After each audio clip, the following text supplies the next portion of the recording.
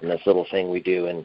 But that's a very remarkable thing to do and have within any type of program, big or small, young or old, that will make their life going back to that realness or that meaningful portion of their athletic career.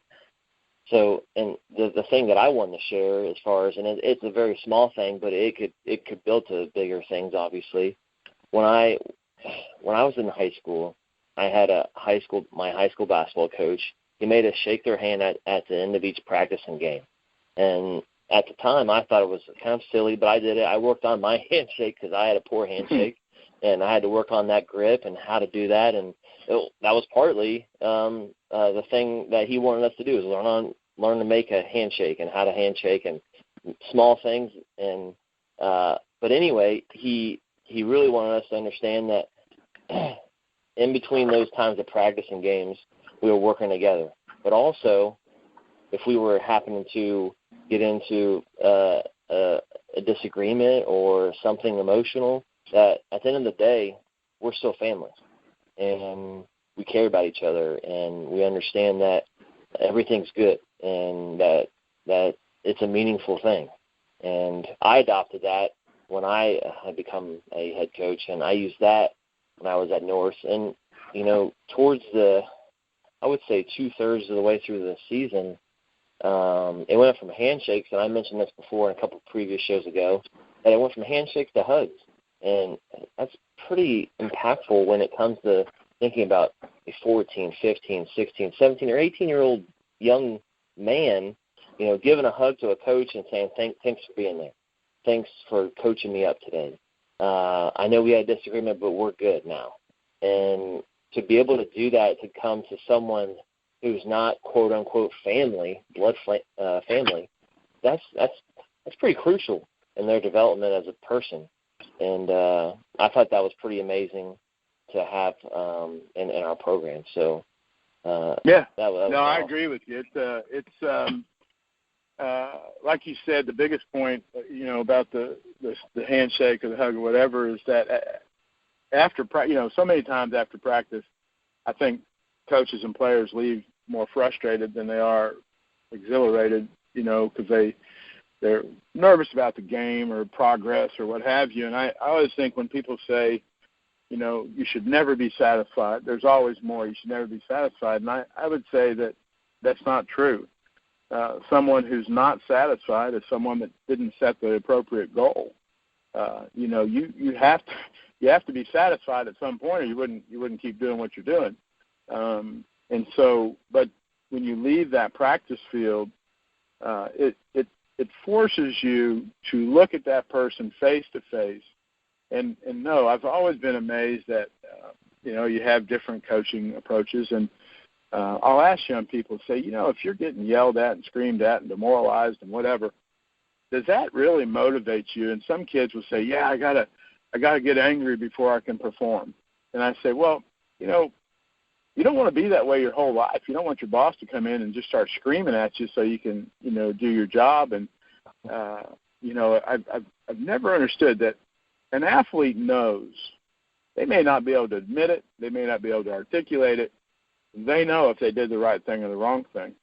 And by you acknowledging that in a way of just saying, hey, I saw it, let's move forward, you're going to get better performance out of that athlete than to demoralize that athlete, because then they're going to have to recover for 3 or 4 plays before they come back.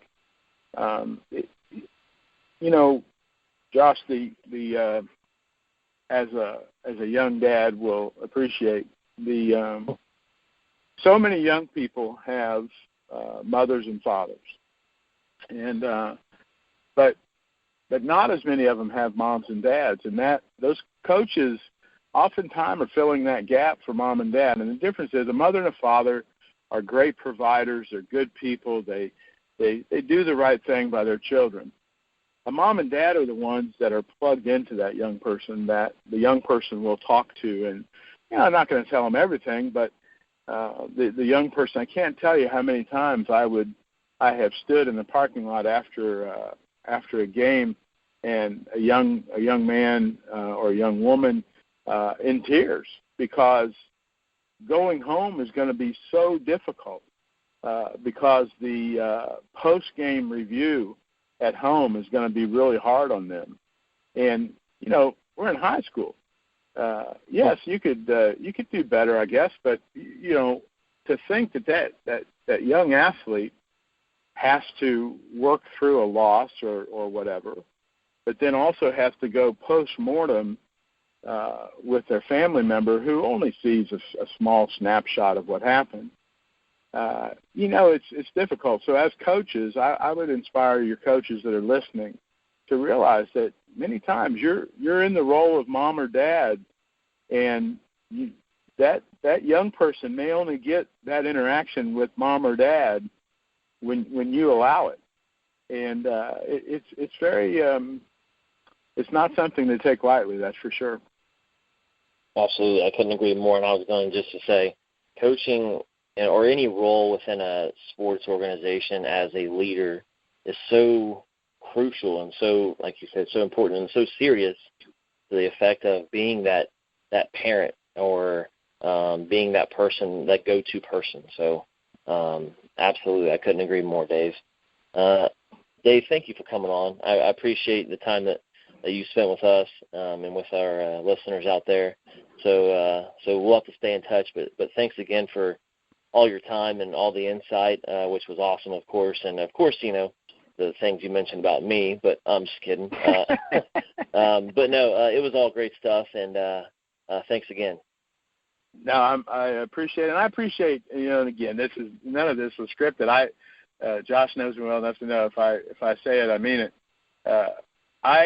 I told you when you left North Decatur that you were meant to be a coach in some fashion, and you have that demeanor and you have that understanding, and that comes in many, many different ways. And so I mean, I say I'm proud of you. Sounds like I'm a lot older than I am, but I appreciate what you're doing with this effort because you are introducing people to ideas and approaches and you're encouraging them, you know, in a different kind of way. So, you know, I do appreciate anytime somebody's trying to help impact or influence young people, they're always going to have my support. So anytime I can help, let me know.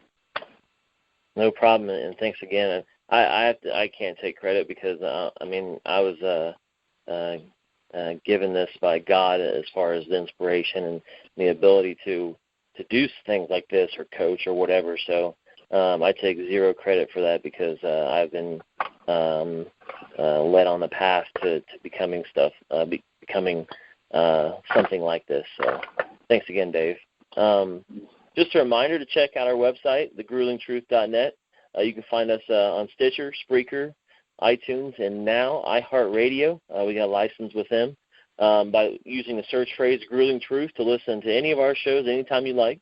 For my guest, Dave Gehrich, this is your host for The Real Deal, Josh Benjamin. Thanks for listening to The Real Deal on The Grueling Truth. Until next time, be real with what you say.